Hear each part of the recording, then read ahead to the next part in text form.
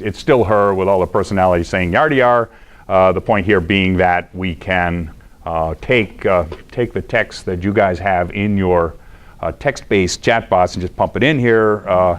Everybody, I mean, most character people do that. We think we've taken it a little bit farther and taken it a lot farther. Another element I should touch, and then I got to bounce forward again because I'm sure my time's going on, is the sound. And I do have other things that I can show you guys where we are playing. We're doing the same thing with the sound of the text-to-speech engine that we do to the face and everything like that, and it really, really helps the character. Helps it be compelling and gives it a emotional impact. How am I doing now? How many minutes do I have left? Thank you, Rich. 5 minutes. Whoa, okay, I'm going to go really fast through this. We went through the past and the present, so now we're going to, a little bit more in the present. So what we're making is a system wherein there's a character that lives on a mobile that is capable of, we're putting this piece together, bounces out to the cloud, gets you when you go blah, blah, blah, come back with text.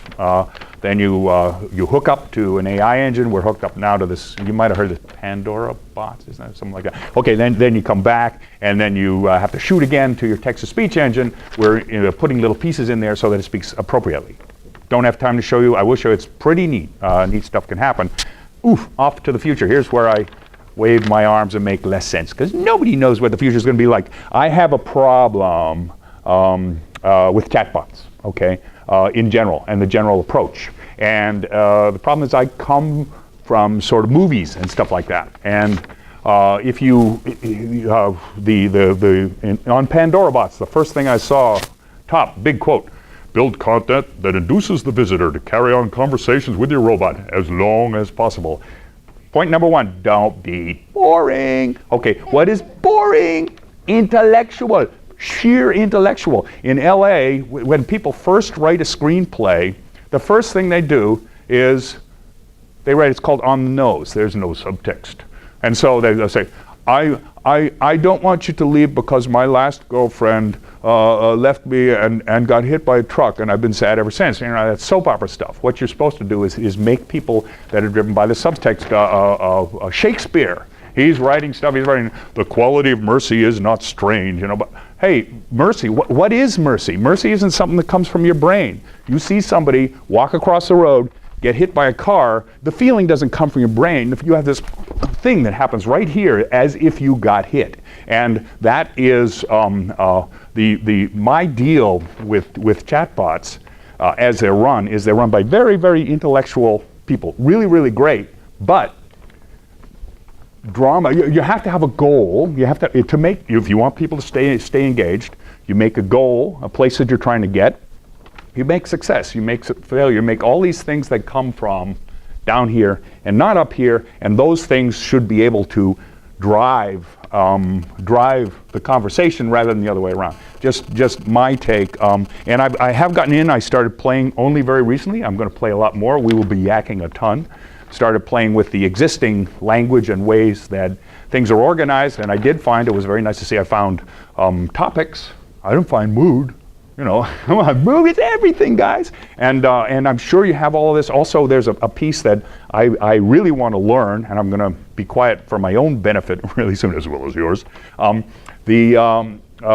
think that the Siri, a problem with Siri and those things is that they don't learn, and that user-based content is a wonderful thing to have. And I wrote a really quick thing that you probably already have before I even looked at yours, but it did, I call it equivalency mapping. You have some 4 letters when you can say something a bunch of different ways, but something that automatically, not the bot master, the bot fixes that stuff, and also users stick in the content.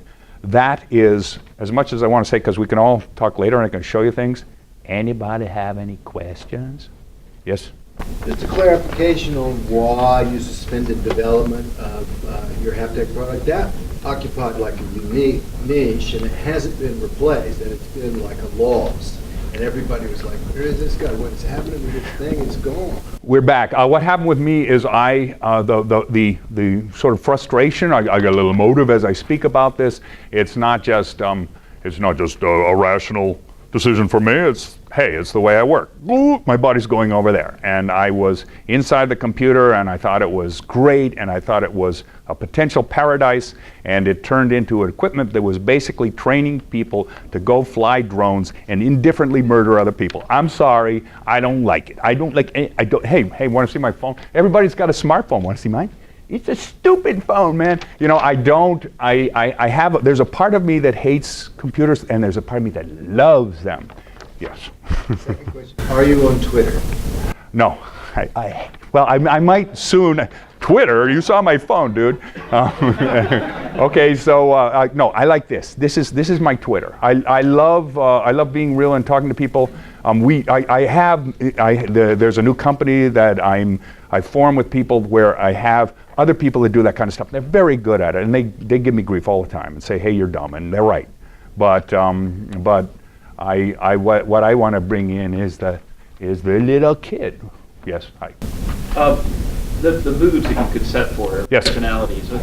Right now, is it like once it's set, that's the way it carries out? No. Or does it play off of the person? Very, very good question. It plays off of a number of things and integrates them all together. One of the things, and you guys will love this, we're re-emerging, but we'll keep all of this functionality. You store any number of moods, you get to make new moods. You can link these moods to things that you see in the virtual scene, words that the character hears, words that the character says, groups of words, as in phrases, sentences, you name it. And so birthday party can evoke one sense, and mass murder will evoke another kind of look.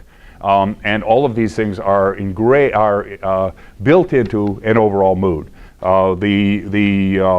This is the really interesting stuff. When I love the computer and where it can go, what we're doing, it's very, very easy to build monsters. It's very, very easy to build violence. If movies are all sex and violence, games are all violence and violence. And why? Because it's so easy. Blow up the body. Now make two people hold hands.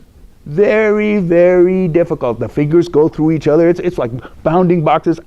It's hard. Make a fierce in computer graphics. Make a fierce monster. Anything you make, it's an instant fierce. Make a nice smile. It's hard. Symmetrical. People are screaming, running from them. Just make a smile. It's really, really hard. Okay, interlinking fingers. What you guys are working on is interlinking brains. The hardest part, the neatest part, it's very, very, very exciting piece. I think that the emotional and the goal and what's at stake, making that sort of piece will make real interactive drama and make games that are communication based instead of navigation based. And my time is up, right, Rich? Bingo. Thanks, guys.